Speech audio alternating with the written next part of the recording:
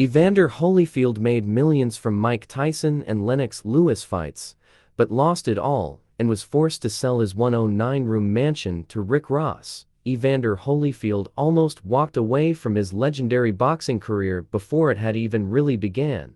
The Alabama native was the youngest of 9 children, and the man who later became a sporting legend took up the sweet science, having been inspired by a glimpse of her speed bag.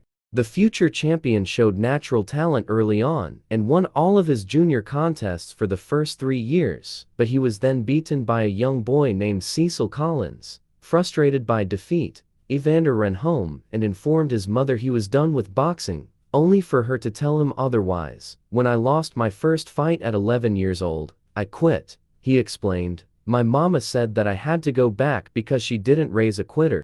Eventually, when they met for a third time, Holyfield conquered Collins.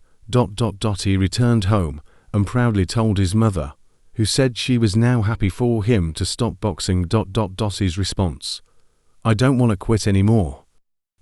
From there, Holyfield's amateur career went from strength to strength and eventually took him to the 1984 Olympic Games in Los Angeles. The real deal began to earn his nickname as he tore through the first 3 rounds of competition with consecutive stoppage wins.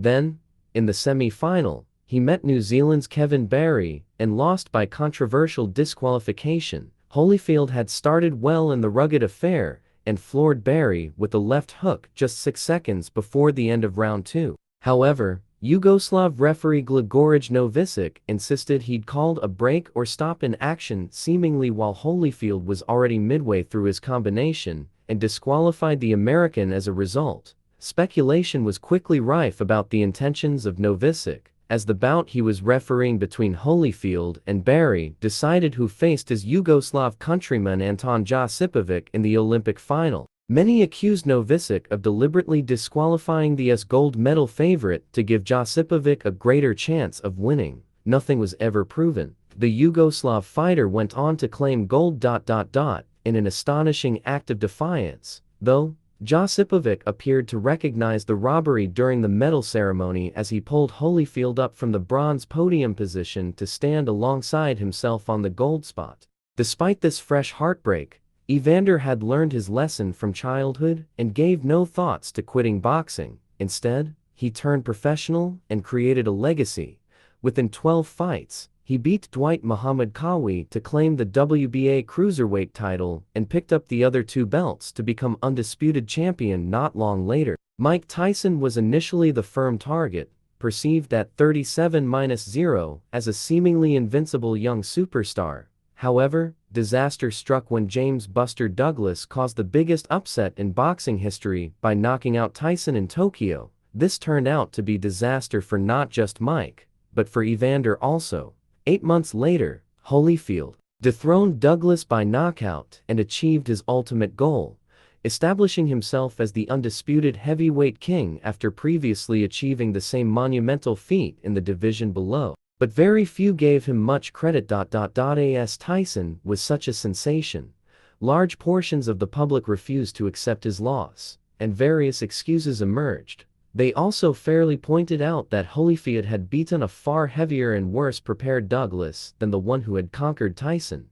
Buster had spent 8 months enjoying his newfound fame, obviously too much. Victory over Tyson cemented Holyfield's legacy and finally saw him win over any public approval that was somehow still lacking. In their infamous rematch, Mike was disqualified for biting Evander's ear out of frustration as the bout began to go the same way as their first meeting. Holyfield was now hugely rich, a worldwide superstar, and then stopped Moorer to avenge that defeat also. His position on top of the world would once again not last though, as after a controversial draw in their first meeting, Lennox Lewis removed any doubts by beating Holyfield in their rematch.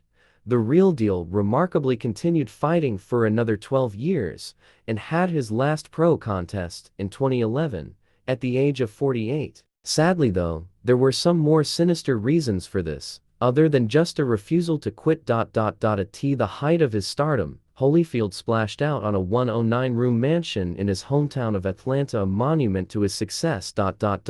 In 2008, Financial difficulties saw the house on the verge of being auctioned off due to foreclosure. Rapper Rick Ross acquired it for $5.8 million.